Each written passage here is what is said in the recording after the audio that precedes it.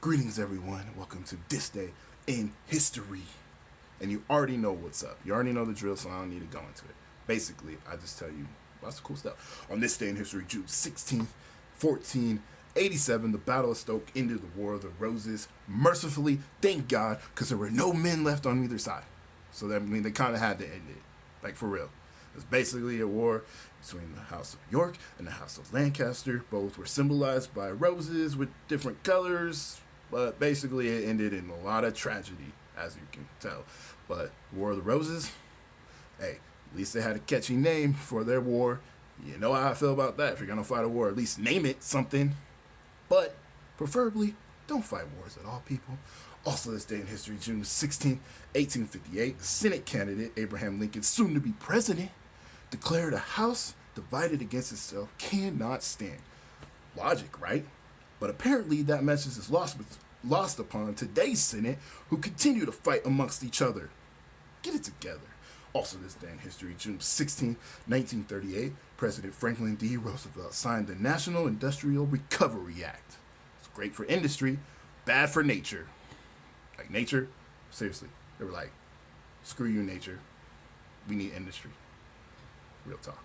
Also this day in history, June 16, 1963, Valentina Tereshkova of the USSR became the first woman in space.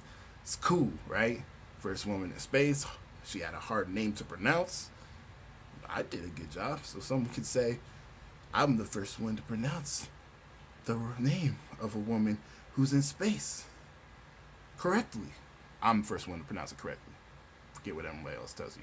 Also this day in history, June 16th, 1996, Russia voted in its first independent presidential election and they elected Boris Yeltsin.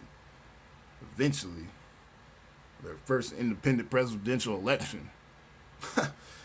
Guess they thought they were practicing democracy. The Russians don't know democracy. It didn't do a very good job. Let's be real. It was fake. It was all fucked up.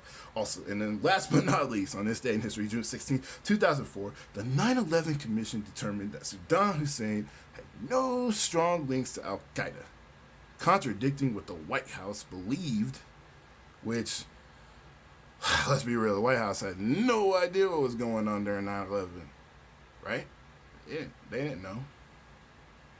Maybe they knew a little. But then Saddam is saying, no connection, right? We need someone to blame. So, we'll blame some dudes that hide in the mountains and caves and shit. Just seems believable, right? I don't know. And that concludes This Day in History. If you enjoyed that, like, subscribe, and like. Do it, or I'll declare war on you and name it something cool. This Day in History.